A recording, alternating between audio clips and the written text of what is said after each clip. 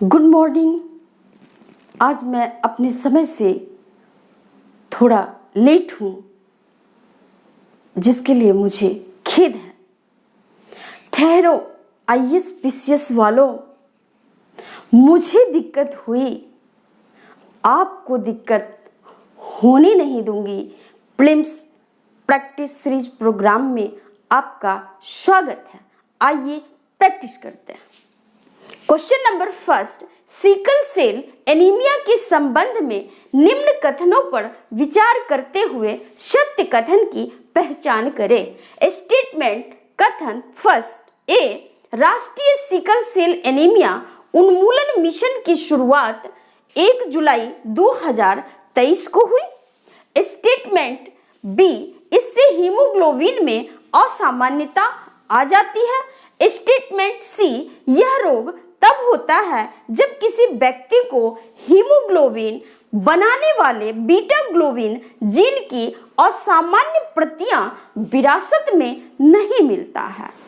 Option number first A एवं B, option number second ए एवं सी, option number third B एवं सी and option number fourth कोई नहीं या इनमें से एक से अधिक। हमारा सही आंसर होगा ऑप्शन नंबर फर्स्ट ए एवं बी। ए एवं बी करेक्ट और सी इनकरेक्ट। स्टेटमेंट सी इनकरेक्ट असत्य हो गया तो क्यों? आइए सबसे पहले बात करते हैं सिकल सेल एनीमिया के संबंध में। प्लाज्मा, आरबीसी, डब्ल्यूबीसी, प्लेटलेट्स, ये सारे ब्लड के पार्ट्स होते हैं जो कि आपको मालूम होगा। अगर आपको मालूम नहीं है तो मैं ब्लड ग्रुप का एक पूरा अपना क्लास दी हूँ, आप उसको जाकर के देखिए। अगर एग्जाम्स में ब्लड से क्वेश्चन को टच करता है तो आई थिंक मेरे क्लास करने के बाद आपको कहीं कोई परेशानी नहीं होगी, यह मेरा आपसे दावा है।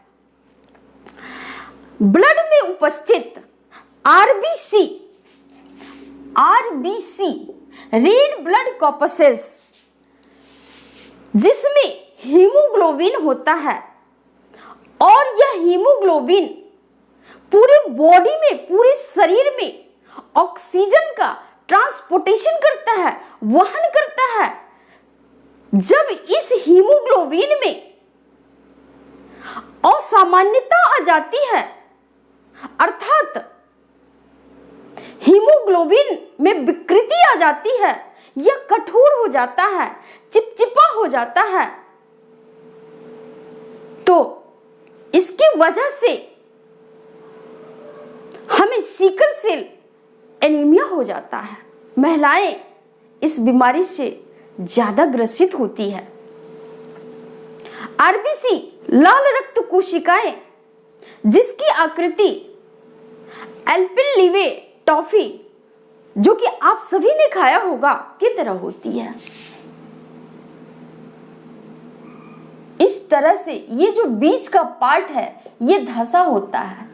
जब इस लाल रक्त कोशिकाओं में विकृति आ जाती है, ये हंसिए की तरह, शिकल की तरह, जिसका प्रयोग कृषक घास काटने में, फसलों की कटाई करने में करते हैं, यह इसी की आकृति का हो जाता है, इसलिए इसका नाम सिकल सेल पड़ा।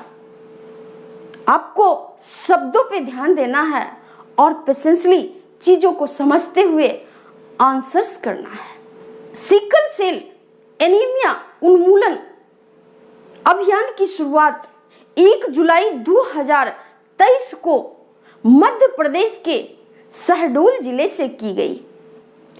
यह रोग तब होता है जब किसी व्यक्ति को हीमोग्लोबिन बनाने वाले बीटा ग्लोबिन जीन की असामान्य प्रतियां विरासत में नहीं मिलती है, विरासत में मिलती है। हम सभी को विरासत में अधिकांश व्यक्तियों को क्या मिलती है? माता पिता से धन दौलत।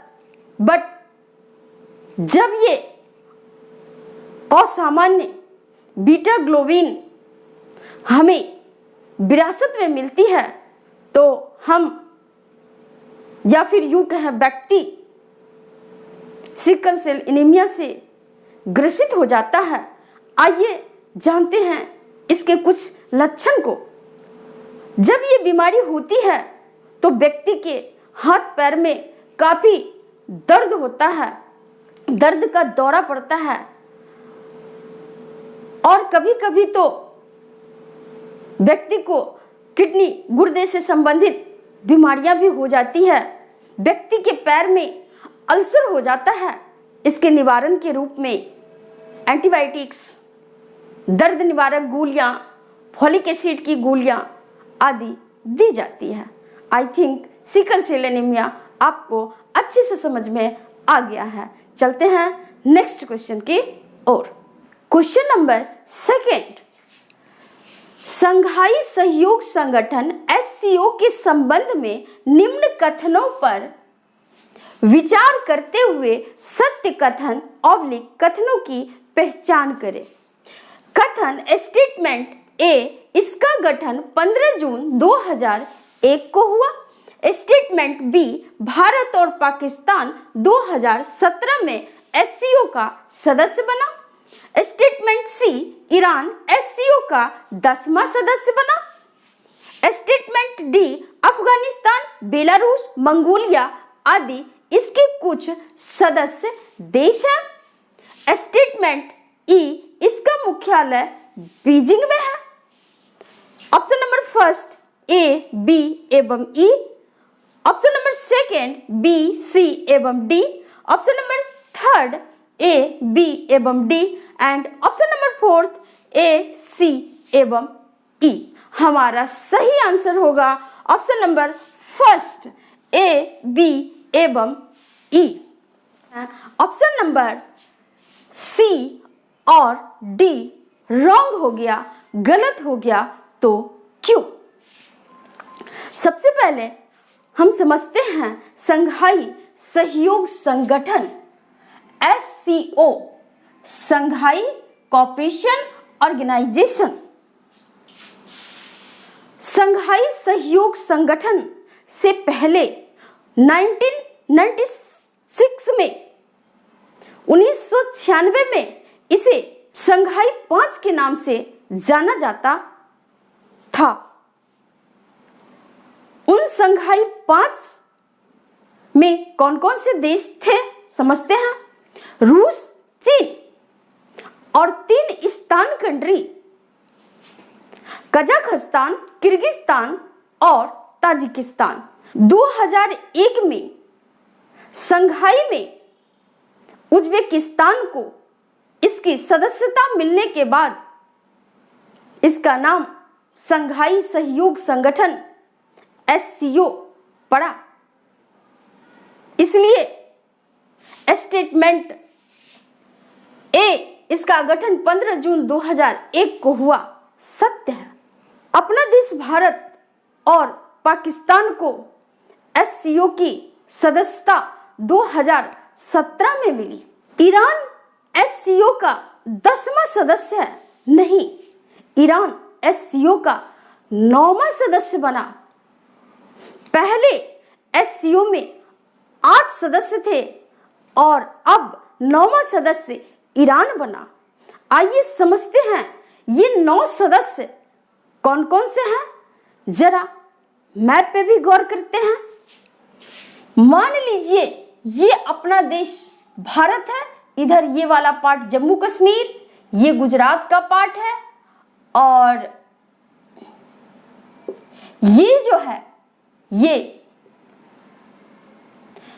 पाकिस्तान और यहीं पर उज्बेकिस्तान, किर्गिस्तान, तजाकिस्तान और कजाकिस्तान, यानी ये जो पार्ट है यही स्थान कंट्रीज है। सेंट्रल एशिया, मध्य एशिया के देश और यहाँ रूस, यहाँ चीन। बस आपको समझने के लिए हल्का सा एक झलक दे दी ताकि आपको अच्छे से ध्यान में रहे। अब बात करते हैं वे 5 ईस्टर्न कंट्री और 4 अन्य देश जो कि SCO के मेंबर हैं। अपना देश भारत, रूस, चीन और ईरान, और 5 eastern country Kazakhstan, Kyrgyzstan, Tajikistan, Pakistan और उज्बेकिस्तान। ये 5 ईस्टर्न कंट्री और 4 इधर अन्य कंट्री, इसको मिला करके अब 9 मेंबर SCO के हो गए। आप एक ईस्टर्न कंट्री जो कि इसका मेंबर नहीं है वो है तुर्कमेनिस्तान। आप इसको ऐसे याद रख सकते हैं एक छोटी सी स्टोरी के थ्रू। आप मध्यकालीन भारत का इतिहास पढ़े होंगे, मेडिएवल हिस्ट्री में भारत पर तुर्क आक्रमण हुआ तो आक्रमणकारी के साथ, अटैकर्स के साथ हम कैसे रह सकते हैं। क्योंकि भारत इसका सदस्य है, इसलिए अटैकर्स तुर्कमेनिस्तान इसका सदस्य नहीं हो सकता। बस आपको यूं ही ट्रिक के रूप में ध्यान में रखना है। आपके एग्जाम्स में इन पॉइंट्स को रखा जा सकता है, इसलिए आपको बारीकियों को समझना है। Okay. Statement D, Afghanistan, Belarus, Mongolia आदि इसके कुछ सदस्य देश है। नहीं, अफगानिस्तान, बेलारूस और मंगोलिया इसके पर्यवेक्षक कंट्रीज हैं।